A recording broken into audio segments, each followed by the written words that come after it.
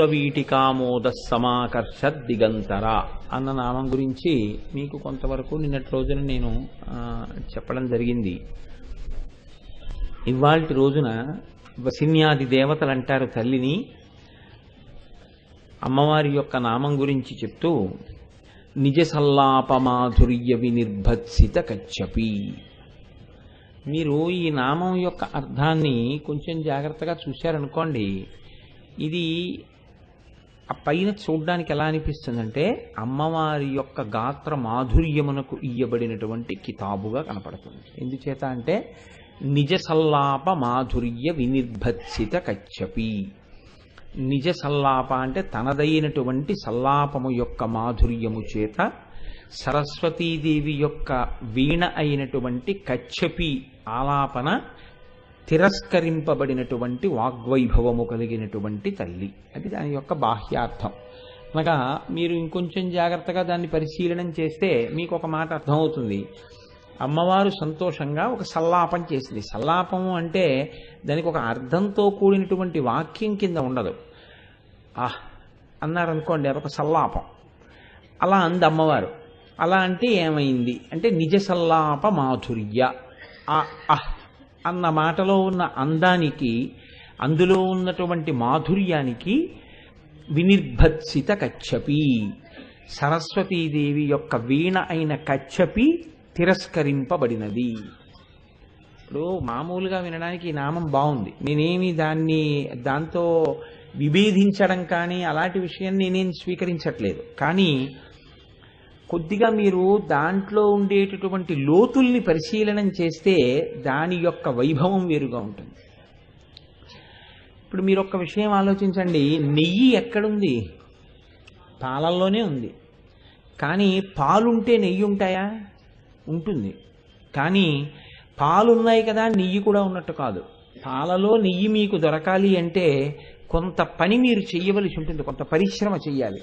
ఆ పాలు కాచాలి, తోడు పెట్టాలి, అది పెరుగు అవ్వాలి, దాంట్లో కవ్వం దింపాలి, దాన్ని చిలకాలి, తర్వాత వెన్న రావాలి, ఆ వెన్నని నిప్పు మీద చక్కగా కాయాలి, ఆ తర్వాత చక్కటి నెయ్యి మీకు దొరకాలి. ఇది కాలముతోటి పరిశ్రమతోటి కూడుకున్నటువంటి విషయం. పాలలోనే నెయ్యి ఉన్నా పాలలో ఉన్న నెయ్యి మీకు వెంటనే దొరకాలని లేదు. మీరు కొంత పరిశ్రమ చేస్తేనే పాలలో ఉన్నటువంటి నెయ్యి నెయ్యిగా మీకు కనపడుతుంది. లలితా సహస్రనామానికి ఉన్న గొప్పతనం ఏమిటంటే నామం నామంగా మీకు కనపడచ్చు, కానీ ఆ నామములో ఉండేటటువంటి వైభవం మీకు అందడానికి మీరు కొంత పరిశ్రమ చెయ్యవలసి ఉంటుంది, మీరు కూడా మథనం చెయ్యవలసి ఉంటుంది. దాన్ని జాగ్రత్తగా కాయాలి, తోడు పెట్టాలి, తోడు పెట్టిన తర్వాత అందులో కవ్వం ముంచాలి, చిలకాలి, తర్వాత వెన్న వస్తుంది, మళ్ళీ కాయాలి, అప్పుడు నెయ్యి వస్తుంది. అంటే నా ఉద్దేశం నిజంగా నెయ్యిని, ఆ నామాన్ని ఏదో తీసుకెళ్ళి అలా చేయమని కాదు, ఆ కాగితాన్ని అంతర్మథనం చెయ్యాలి దాని మీద అని. ఇప్పుడు మీరు ఒక్క విషయం ఆలోచించండి, ఈ నామమునందు ఏమని చెప్తున్నారు అంటే నిజ సల్లాపమాధుర్య వినిర్భత్సిత కచ్చపి. అమ్మవారు చేసినటువంటి సల్లాపము యొక్క మాధుర్యము చేత సరస్వతీదేవి యొక్క వీణ అయిన కచ్చపి తిరస్కరింపబడినది. కచ్చపి సరస్వతీదేవి వీణ మాత్రమే. వీణ అన్నది ఒక్కలాగే ఉంటుంది ఎక్కడైనా.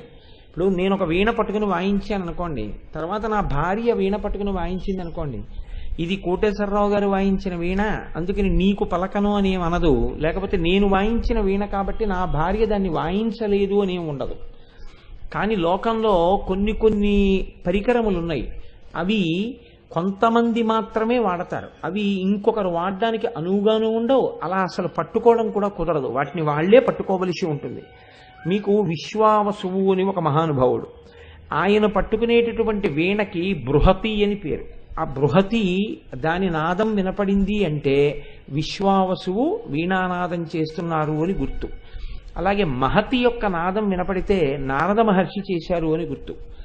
అలాగే కళావతి అనబడేటటువంటి వీణ మోగితే అక్కడ తుంబురుడు చేశాడు అని గుర్తు. సరస్వతీదేవి యొక్క వీణకి కచ్చపి అని పేరు. ఆ కచ్చపి అన్న వీణ మోగింది అంటే దాన్ని సరస్వతీదేవి మాత్రమే వాయించింది ఆ వీణని అని గుర్తు. అలాగే ధనస్సుల్లో పినాకము అని ఒక ధనస్సు ఉంది, పాతి జగజిది పినాకం అని దానికి ఉత్పత్తి.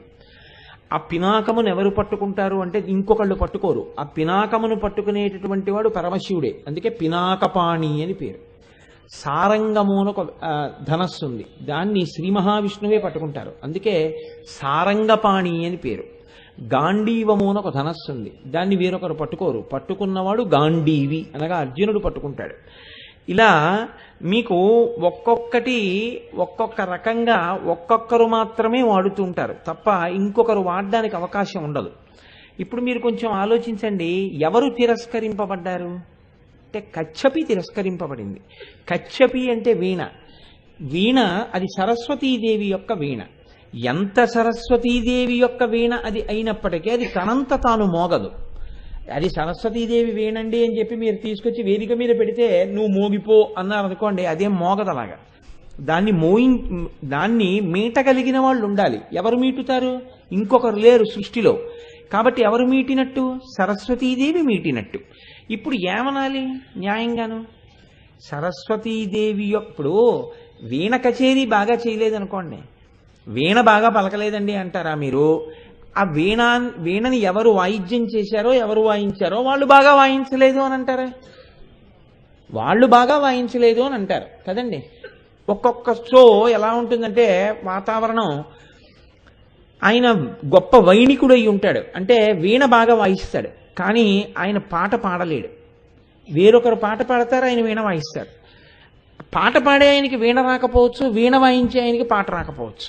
సరస్వతీదేవికి వీణ వాయించడమే వచ్చు కానీ పాట పాడడం రాదని మీరు అనగలరా? సంగీత సాహిత్యములు రెండింటికి ఆ తల్లి నెలవు. కాబట్టి ఇప్పుడు సరస్వతీదేవి వీణ వాయించడం అంటే ఆవిడికి పాట పాడేవాళ్ళు ఒకళ్ళు అవసరము లేదు, లేదా పాట పాడటం తనకి చేత కాదు కాబట్టి పాడకుండా వీణ మాత్రమే వాయించదు. కాబట్టి అది ఆవిడే వాయించినా, పాట పాడుతూ వాయించినా, పాడకుండా వాయించినా ఇప్పుడు ఎవరు తిరస్కరింపబడినట్టు? వీణ తిరస్కరింపబడినట్ట, సరస్వతీదేవి తిరస్కరింపబడినట్ట? మరి పాప అమాయకురాలు కచ్చపి మీద పెట్టడం ఎందుకంటే ఆ నామంలో? అది సరస్వతీదేవి మీదే పెట్టచ్చుగా. సరస్వతీదేవి యొక్క వైభవము తిరస్కరింపబడినది, ఆమె వీణను వాయించలేకపోయినది అని కదా అనాలి. మీరు ఆలోచించండి కొంచెం జాగ్రత్తగా. వసిన్యాది దేవతలు చేసిన లలితా సహస్రనామ స్తోత్రంలో మీరు ఎంత వెతికినా మీరు పట్టుకుందామంటే ఎక్కడా తప్పు ఉండదు అని ప్రమాణం. అటువంటిది ఈ నామం దగ్గరికి వచ్చేటప్పటికి అలా ఎందుకు చెప్పవలసి వచ్చింది వసిన్యాది దేవతలు? ఇప్పుడు నేను సరిగ్గా ఉపన్యాసం చెప్పలేదనుకోండి, మీకు అర్థం కాలేదు నేను చెప్పింది ఏమీని, అప్పుడు మీరేమంటారు? కోటేశ్వరారు బాగా చెప్పలేదండి అంటారు. నిన్న చెప్పింది మీకు బాగా అర్థమైంది అనుకోండి, ఆ మైకులు బాగా చెప్పే నిన్న, ఇవాళ కోటేశ్వరారు బాగా చెప్పలేదు అనరు కదా. నిన్న చెప్పకపోయినా కోటేశ్వరరావే చెప్పలేదు, ఇవాళ చెప్పకపోయినా కోటేశ్వరరావే చెప్పలేదు. నిన్న చెప్పినా కోటేశ్వరరావే చెప్పాడు, ఇవాళ చెప్పినా కోటేశ్వరరావే చెప్పాడు తప్ప ఈ మైకుల యొక్క ప్రయోజనం, ఈ మైకుల యొక్క ప్రమేయం ఏమి ఉండదు. అలా అయితే దండ నాకెందుకు వేస్తారు గోపాలకృష్ణ గారు? ఆ 2 మైకులకి 2 దండలు వేయిస్తారు కదా. నాకు దండలు వేయిస్తున్నారు అంటే ఇవి నా చేతి ఉపకరణము తప్ప వీటికి స్వతంత్రత లేదని గుర్తు. నేనెవరి చేతి ఉపకరణాన్ని? ఆవిడ చేతి ఉపకరణాన్ని నేను. అందుకని ఆయన నాకు దండ వేస్తే నేను ప్రార్థనా స్వరూపమైన దండ ఆవిడికి వేస్తున్నాను, వేసి నేను మాట్లాడుతున్నాను కదండి. అప్పుడు నేను ఆవిడ చేతి పనిముట్టునయ్యాను. మీరు ఇందులో ఉండే గమ్మత్తు చూడండి. మరి ఇలా అయినప్పుడు వీణ గురించి ఎందుకు మాట్లాడడం? సరస్వతీదేవి గురించి కదా మాట్లాడాలి. సరే పోన్లెదురు, దానికి మీరు ఎందుకంత తలపగల కొట్టుకుంటారు? కోటేశ్వరారు పోనీ ఏదో అన్నారు వదిలేయండి అక్కడతో అని మీరు అనకండి, నేను అలా వదలను. ఎందుకంటే అసలు అమృతం అంతా అక్కడే ఉంది. 2 అదొకటి నాకు అభ్యంతరం, అలా ఉంచండి. 2వ అభ్యంతరం, ఆవిడ ఎప్పుడంది ఈ మాట అంటే చాలా ప్రసన్నురాలుగా ఉంది అమ్మవారు కదండి. చాలా సంతోషంలో ఉంది, చాలా సంతోషంలో ఉంది ఆవిడ అన్నప్పుడు అని మీకు ఎలా తెలుసు? ఇప్పుడు నేను విసుగ్గా ఉన్నాను అనుకోండి, మీరు నా పట్ల చాలా ప్రీతి కలిగిన వారే. ఉపన్యాసానికి వచ్చినప్పుడే ప్రీతి కాదు, నేను ఉపన్యాసంలో లేకపోయినా నేను అలా రోడ్డు మీద వెళ్ళిపోతున్నా నా ఎందు ప్రీతి కలిగిన వారు అనుకోండి, ఏం చేస్తుంటారంటే నాకు నమస్కారం చేస్తుంటారు. ఎందుకంటే కోటేశ్వరారు ఒక ప్రీతి, ఒక భక్తి, ఒక నమస్కారం చేస్తారు. అది వీడు ఇప్పుడు పంచి కట్టుకుని లేడు, వేదిక మీద లేడు, వీడికి ఎందుకు నమస్కారం అని అనరు కదా. ఓ నమస్కారం పెడతారు. నాకు ఎందుకు పెడతారంటే మీ మనసులో ప్రీతి అటువంటిది అయినప్పుడు మీరు ఒకటి ఆలోచించండి. ఇప్పుడు నేను ప్రీతితో లేననుకోండి, నేను ప్రీతితో లేను అంటే నాకు అలా వైముఖ్యం ఉంటుందని కాదు దాని ఉద్దేశ్యం. నేను ప్రీతితో ఉండడానికి అనువైన వాతావరణంలో లేను. ఉదాహరణకి నేను ఏదో ఎవరితోనో పెద్ద జగడమాడి ఉన్నాను అనుకోండి, ఈశ్వరానుగ్రహం వల్ల నేను అలా ఆడకుండుగాక మంచి జగడమాడి ఉన్నాను అనుకోండి, అటువంటి టైంలో మీరు వచ్చి ఇలా అన్నారనుకోండి, అని నిన్ననండి అన్నారనుకోండి, తర్వాత మాట్లాడతానులేండి అంటాను. ఇప్పుడు ఇది నిజ సల్లాప మాధుర్యం అని మీరు అనొచ్చా? బహళా అండంలో కూడా ఎంత అందంగా అన్నాడండి అనొచ్చా? అలా అనరు. సల్లాపము అని ఎప్పుడంటారు? నేను సంతోషంగా ఉంటే సల్లాపం కదండి. నేను అన్నాను అనుకోండి, ఓ మీరా చాలా సంతోషం అండి అన్నాను అనుకోండి, నిజ సల్లాప మాధుర్య. మీకు నా ఎందుకు ప్రీతి ఉంటే అలా అనిపిస్తుంది అంటే అది కూడా అందంగానే అనిపిస్తుంది. బా ఎంత బాగా అన్నాడండి, ఎంత సంతోషంగా పలకరించాడండి ఒక్క మాటలోను అంటారు మీరు. ఎప్పుడు ప్రీతి ఉంటే, నా ఎందు అప్రీతి ఉందనుకోండి, మీ మొహం ఎట్సా అదేంటండి ఆ పలకరించడం అంటారు. ప్రీతి అప్రీతుల చేత నేను అన్న మాట మీకు అందంగా వినపడుతుంది, అందంగా వినపడకపోతుంది. కాబట్టి చూడండి, ఇప్పుడు అమ్మవారు ప్రీతితోనే ఉందా, సంతోషంగానే ఉందా? అసలు ఆవిడ ఏమైనా కొంచెం ఇబ్బందిగా ఉందా? ఆవిడ ఏమైనా చికాగ్గా ఉందా? ఆవిడ ఏమైనా కొంచెం ఎవరైనా ఏ శుంభులు లాంటి వాళ్ళు పంపించిన రాయబారం అప్పుడే వినుందా ఆవిడ ఒకవేళ ఏమైనా? అంటే అలా లేదా ఆవిడ. ఆవిడ చాలా సంతోషంగా ఉంది. ఆవిడ చాలా సంతోషంగా ఉందని మీకు ఎలా తెలుసండి అని నన్ను అడుగుతారేమో. నిజ సల్లాప అన్న మాట ఒకటి వేశారు వశిన్యాది దేవతలు. సల్లాపము అంటే సంతోషంతో ఉన్నప్పుడు వచ్చేటటువంటి మాట. కష్టంలో ఉన్నా కూడా నిజానికి కష్టం మరిచిపోయినటువంటి సందర్భం అది. ఎవరో కొంచెం మనసులో ఏదో కొంచెం ఇబ్బందిలో ఉన్నారనుకోండి, ఒక గొప్ప గాత్ర కచేరీ మీరు వింటున్నారు. ఆ కచేరీ వింటున్నప్పుడు ఆయన సాంబశివాయనరే అని కీర్తన చేస్తున్నాడు. ఆ కీర్తన వింటున్నప్పుడు మీరు మీ కష్టాన్ని అన్నిటినీ మర్చిపోయి అంటున్నారు. ఇప్పుడు ఇది నిజ సల్లాపం అంటే సంతోషంలోంచి బయటికి వస్తోంది. కాబట్టి ఇప్పుడు అమ్మవారు ఎలా ఉంది అన్నది మీకు తెలుస్తోంది దీన్ని బట్టి. అంటే ఏమన్నా అమ్మవారు కోపంగా కూడా ఉంటుందా అని మీరు నన్ను అడగచ్చు. అమ్మవారు కోపంగా ఉండదు. అమ్మవారు కోపం తెచ్చి పెట్టుకునేటట్టుగా ప్రవర్తిస్తూ ఉంటారు కొందరు. ఎందుకంటే ఆవిడప్పుడు తెచ్చి పెట్టుకుంటే తప్ప ధర్మరక్షణ జరగదు. ఓ మహిషాసురుడు వచ్చాడండి, ఆవిడలో మార్పే ఉండదు. కానీ ఆవిడ కొంచెం కోపంగా ఉన్నట్టుగా నటించాలి, అమ్మ పిల్లాన్ని ఉద్ధరించడానికి కోపం నటించినట్టు. అప్పుడు నిజ సల్లాపం ఉండదు, హుంకారం ఉంటుంది. అప్పుడు నిజ హుంకార మాధుర్య అన్న మాట వేరు అందులో. ఇప్పుడు ఆవిడ నిజ సల్లాప మాధుర్య అంటున్నారంటే ఆవిడే మహిషాసురుడి దగ్గర నుంచి రాయబారము లేదు, శంభుల దగ్గర నుంచి రాయబారము లేదు, యుద్ధము లేదు, అల్లరి లేదు. ఆవిడ ఏం చేస్తోంది? చాలా హాయిగా కూర్చునుంది. ముందు ఈ నామము వలన మీకు తెలుస్తున్న విషయం ఏమిటంటే అమ్మవారు ఏ పరిస్థితులలో కూర్చుని ఉన్నది మీకు ఒకటి అర్థమైంది. కనుక మీరు ఈ నామాన్ని లోపల ధ్యానం చేసేటప్పుడు మీకేం కనపడాలి? బహుశః మీకు ఎలా కనపడవలసి ఉంటుంది అంటే ఆవిడ చాలా సంతోషంగా తాంబూల చర్వణం చేస్తూ కూర్చుంటే ఒక్కసారి ఏదో వీణానాదని మీలితర్ధనయనే విప్రస్థ చూళింబరి తాంబూలం వేసుకుని అమ్మవారి ఇలా ఇలా అంటుంటే ఆ తాటంకములు ఊగుతుంటే ఎంతో సంతోషంగా వింటోంది వీణ కచేరి. వింటూ ఇప్పుడు ఆవిడంది చాలా బాగా అనిపించింది ఆవిడకి. అందుకే కదండి నిజ సల్లాపం వచ్చింది. సల్లాపం వచ్చిందంటే అది నచ్చింది ఆవిడికి. అందుకని ఆవిడంది నిజ సల్లాప మాధుర్య. పాపం ఆ అండంలో పోనీ ఏమంటే లోపలైతే సంతోషంగా ఉంది, కానీ పైకి ఆ మాట కొంచెం కర్కశంగా ఉందండి అని మీరు వంక పెట్టడానికి లేదు అప్పుడు. ఎందుకని? మాధుర్య విశేషణం ఉంది. నామం 16 అక్షరాలేనండి, అందులో భావం ఎంత దాచారో చూడండి. ఇప్పుడు ఒక్కొక్కడు ఉంటాడు, కడుపు నిండా ప్రేమ ఉంటుంది, కానీ పలకరిస్తే ఎలా ఉంటుందో తెలుసా అండి? ఎప్పుడు తగలటావు అంటాడు. ఆయనకి చాలా ప్రేమే, కానీ ఆయన అలాగే అడుగుతాడు. మరి అంతే, ఆయన ఎప్పుడు వచ్చావురా అని అడగడు, ఎప్పుడు తగలటావురా అంటాడు. ఆయన అలా అన్నాడు కదా అని మీరు ఆయన మీ పట్ల అప్రీతితో ఉన్నాడు అనుకోక్కర్లేదు. ఆయన ధోరణ అటువంటిది. అమ్మవారు అటువంటి ధోరణ ఉన్నది కాదు, చాలా మంచి వాగ్విలాసం ఉన్నటువంటి తల్లి. అసలు ఆ తల్లి వల్ల వాగ్విలాసం వస్తుంది, ఎవరికైనా వాగ్వైభవం వస్తుంది. ఇప్పుడు ఆ తల్లి చాలా మధురంగా మాట్లాడింది. అది ఇంకోలా అర్థం అవడానికి అవకాశం ఏం లేదు. అది ఆవిడ మెచ్చుకుంటోంది అనే అర్థం అవుతోంది తప్ప నాకు అలా అనిపించలేదండి అన్నారనుకోండి, అలా అనిపించలేదండి అని అనడానికి అవకాశం అక్కడ లేదు. ఎందుకని? ఆవిడ అందనుకోండి, సరస్వతీదేవి వీణ ఆపేసింది అనుకోండి, అదేమిటి అలా ఎందుకు ఆపేశావు అందనుకోండి, మీరమ్మ అన్నారు కదా, ఏమైనా పొరపాటున నేను రాగతాళముల యందు దోషం వచ్చిందేమో, మీరు అపభ్రంశం అయిందని అలా అన్నారేమో అని నేను ఆపేశానమ్మా అందనుకోండి, అప్పుడు మీరు తప్పట్టుకోవడానికి ఏం లేదు. అలా అందా అమ్మవారు? అలా అందనుందా నామంలో? లేదు. ఏమంది? నిజ సల్లాప మాధుర్య ఆహ్ అంది ఆవిడ. అంటే ఇప్పుడు చాలా సంతోషంగా ఉంది ఆవిడ మాట, ఆవిడ చేష్టితము, ఆవిడ చెయ్యూపడం అన్నీ మధురమధురముగా తాను అనుభవిస్తున్నటువంటి ఆనందాన్ని వ్యక్తం చేస్తున్నాయి. అంటే ఇప్పుడు అమ్మవారు ఎంత ప్రసన్నమూర్తి అయి ఉన్నది, బహుప్రసన్నమూర్తి. మీరు ధ్యానం చేయడానికి చాలా సంతోషంగా తొందరగా మనసు లగ్నమైపోయేటటువంటి మూర్తి. ఒక అధికారి చాలా సంతోషంగా ఉన్నాడు అనుకోండి, మీరు వెళ్ళి ఆయనకి 4 మాటలు చెప్పుకోవడం తేలిక.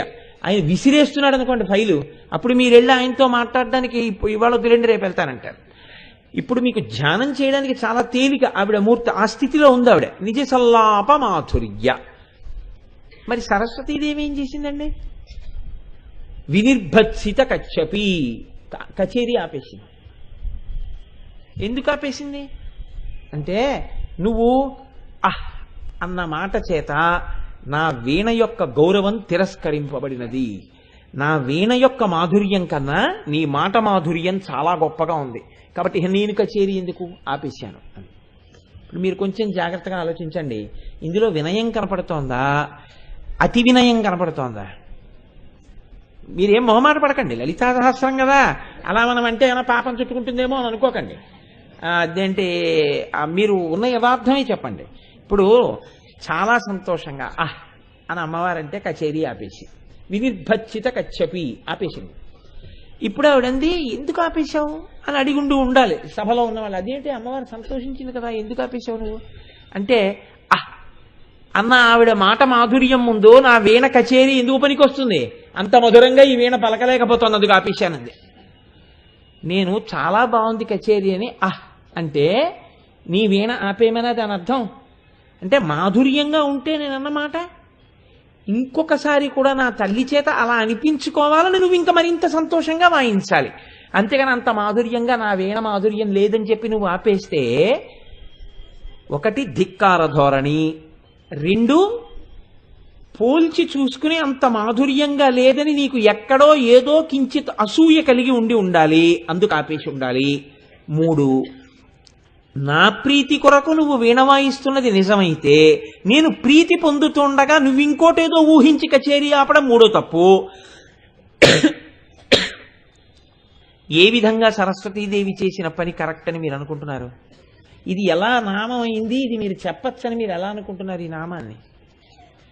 దీనికి అర్థం చెప్పేటప్పుడు మిమ్మల్ని చెప్పమన్నాను అనుకోండి, పోనీ వచ్చిన పరిస్థితిలో, అంటే నాకు ఇవాళ ఎలా చెప్పాలి అనే అనుమానం వచ్చింది నామం గురించి వస్తుంటే, సరే వాళ్ళని అడుగుదాం, సభలో ఉన్న వాళ్ళని, మనం చెప్పాం కదా కొన్ని నామాలు, వాళ్ళు ఏం చెప్తారో అడుగుదాం అని అనిపించింది నాకు. అందుకని మిమ్మల్ని అడుగుతున్నాను. నిజ సల్లాప మాధుర్య వినిర్భచ్చిత కచ్చపిలో సరస్వతీదేవి లలితా పరమేశ్వరిని గౌరవించినట్లుగా మీకు అనిపిస్తోందా దుర్గాదేవి గారు? అలా అనిపిస్తోందా నేను చెప్పాక కూడా? ఏమ్మా అనిపిస్తోందా? మొహమాట పడకండి. అనిపిస్తోందా?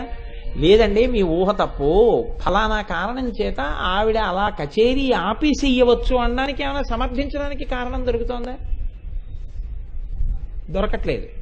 ఇంత తెలుగు పండితురాలు తల్లి మీకే దొరకనప్పుడు నేనేం చెప్పని నామం గురించి మీకు? ఏమ్మా